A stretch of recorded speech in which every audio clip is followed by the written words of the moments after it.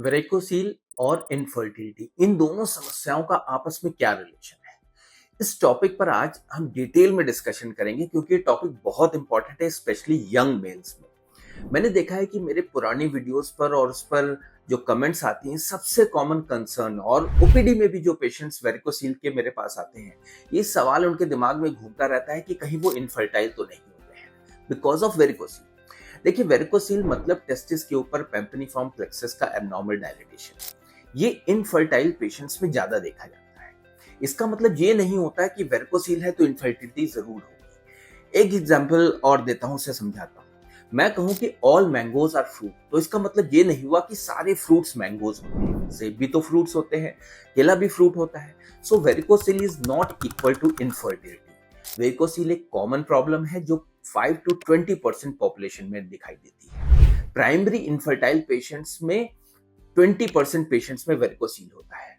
एक बात और साइंस इस बात की श्योरिटी देती है कि वेरिकोसील डेफिनेटली सीमन पैरामीटर्स को खराब कर सकती है। रीजन सिंपल है, वेन्स का ड्रेनेज प्रॉपर ना होना, जिससे दूषित ब्लड का टेस्टिस में इकट्ठा होना और टेस्टिस का टेम्परेचर राइज होना।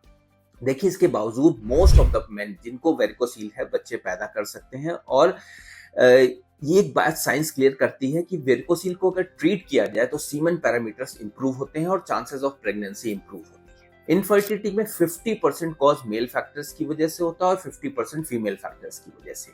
इनफर्टाइल पेशेंट्स में वेरिकोसील कॉमनली देखी जाती है, सो वेरिकोसील का ट्रीटमेंट जरूरी है, स्पेशली हाई ग्रेड वेरिकोसील के केस में। देखिए, वेरियस स्टडीज ने दिखाया है कि ऑलमोस्ट ऑल सीमन पैरामीटर्स, जिसमें कि semen volume, semen concentration, total semen count, total motile sperm count, progressive sperm motility, total sperm motility, morphology, ये इंक्रीज करती है significantly in infertile patients with clinical varicocele following varicocele repair compare to the before intervention values. So अगर बात करें कि क्या varicocele treat करने के बाद, चाहे वो माइक्रो सर्जरी से हो चाहे एम्बुलाइजेशन, जिस टेक्निक से हो, प्रेगनेंसी हो जाएगी?